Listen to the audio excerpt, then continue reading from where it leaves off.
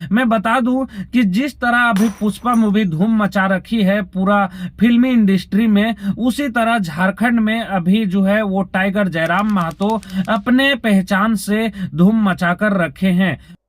महोदय, बजट की सार्थकता तभी आम व्यक्ति को समझ में आएगी जब एक गांव का सबसे गरीब व्यक्ति गंगवा की पत्नी गंगिया अपनी गठरी में बाजार के बजट को रख पाएगी। आज तमाम माननीयों ने, हमने भी सोचा था कि पक्ष की तरफ से विषय को रखा जाएगा, विपक्ष वाले तर्क को प्रस्तुत करेंगे और इसी बीच मैं एक नया नवेला युवा सीखने का कार्य करूंगा। लेकिन मैक्सिमम समय इन्होंने दिशाहीन मुद्दों पे रखा, तो मैं चूंकि मैया सम्मान योजना मूल बिंदु रही, केंद्र बिंदु रही, किसी ने उसे सम्मान कहा, नारियों का सम्मान कहा, महिलाओं का सम्मान कहा, हम लोग भी महिलाओं के सम्मान के पक्षधर हैं। हमारे एक भाई कह रहे थे कि 2500 रुपए की राशि जब एक स्कूल कॉलेज में पढ़ने वाली बहन को दिया जाएगा तो उससे वो स्कूल कॉलेज कागज कॉपी कलम की सामग्री लेगी। मैं कहना चाहूंगा, अगर आप उसे स्कूल कॉलेज जाने से पहले अगर 2500 रुपए देंगे तो उसे आप निकम्मा और आलसी बनाएंगे। यदि आपको उस राशि को देना है तो उसके स्कूल कॉलेज जाने के बाद दीजिए, स्कॉलरशिप के रूप में दीजिए। मैं आज पुनः कहूंगा, क्योंकि आप सत्ता पक्ष में हैं, आप संभवतः अपने इस विषय को बचाएंगे, आप अपना पक्ष रखेंगे कि आपने मैया सम्मान योजना एक महान कार्य किया है।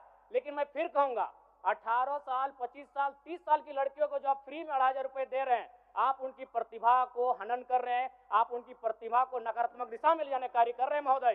महोदय, यदि वास्तव में मैया सम्मान की राशि 2500 रुपए सम्मान है तो मैं चाहूंगा हम लोग एक सार्थक दिशा में बढ़िया। महोदय, आज जितने भी माननीय हैं उनको बस की सुविधा दी जाए, जितने भी माननीय हैं अपने घर से ट्रेन की सुविधा से सदन आए, जितने भी माननीय हैं वो अपना टीए भत्ता का त्याग करे, जितने भी माननीय हैं यह जांच हो कि उनके बच्चे सरकारी स्कूलों में पढ़ते हैं या गैर सरकारी स्कूलों में पढ़ते हैं, निजी स्कूलों में पढ़ते हैं, इस विषय का भी जांच हो।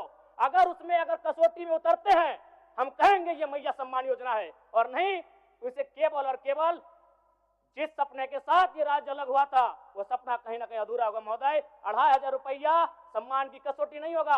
सम्मान तभी होता है जब समानता से आता है, समानता है तभी सम्मान है। अगर समानता नहीं है महोदय तो किस सम्मान की आप बात करते हैं?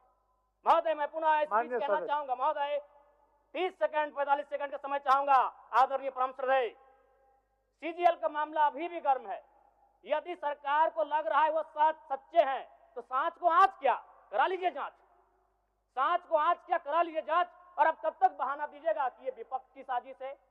विपक्ष के सारे पे छात्र सड़कों पे नहीं है, सपने टूट रहे हैं, सपने नेशनल नाबूद हो रहे हैं, इसीलिए छात्र सड़कों पर है। और याद रखिएगा, उनके सपनों के बीच कोई आएगा, पहाड़ आए, दरिया आए या चट्टान आए, छात्र टकराएंगे। महोदय, मैं फिर कहूंगा, यदि आप सच हैं तो सच को आंच क्या कराइए जांच, सीजीएल की जांच हो। मैं पुनः कहूंगा, खतियान आधारित स्थानीय नीति, विस्थापन नीति पुनः समीक्षा करते हुए लागू कैसे हो उस दिशा में राज्य को बढ़ना चाहिए।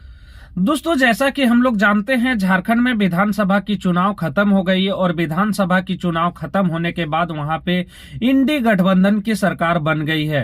इस बार सब कोई शायद जानता है और सबको ऐसा लगता है कि जेएलकेएम की पार्टी है जो उसी के मदद से हेमंत सोरेन की सरकार बन पाई है। शायद अगर जेएलकेएम की पार्टी झारखंड में नहीं उभरी होती तो हेमंत सोरेन की सरकार नहीं बनती, बल्कि बीजेपी की सरकार बन पाती। हालांकि जेएलकेएम की पार्टी के मदद से जेएमएम की सरकार वहां पे बन गई है, हेमंत सोरेन की सरकार बन गई है। लेकिन जब भी विधानसभा का सत्र चल रहा था और जब भी जेएलकेएम के केंद्रीय अध्यक्ष जयराम महतो, जो कि डुमरी विधानसभा से विधायक निर्वाचित हुए हैं, सदन में जब भी उनको बोलने का मौका मिला तो मुखर रूप से वो निडर होके सरकार पर पलटवार करते हुए नजर आ रहे हैं।